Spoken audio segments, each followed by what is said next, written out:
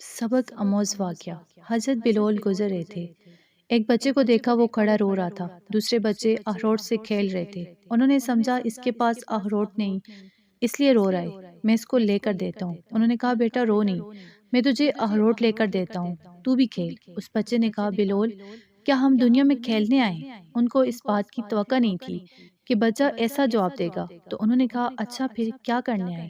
بچے نے کہا کہ اللہ تعالیٰ کی عبادت کرنے آئے۔ انہوں نے کہا کہ بچے ابھی تو تم بہت چھوٹے ہو، تمہارے غم کی یہ چیز نہیں ہے، ابھی تو تمہارا اس منزل میں آنے میں بہت بڑا وقت پڑا ہے۔ تو اس نے کہا ارے بلال مجھے دھوکہ نہ دیں، میں نے اپنی ماں کو دیکھا ہے، وہ صبح جب آگ جلاتی ہے تو پہلے چھوٹی لکڑیوں سے جلاتی ہے اور پھر بعد میں بڑی لکڑیاں رکھتی ہے، اس لیے مجھے ڈر ہے کہ کہیں دوزخ مجھ سے نہ جلائی جائے اور میرے اوپر بڑوں کو نہ ڈالا جائے۔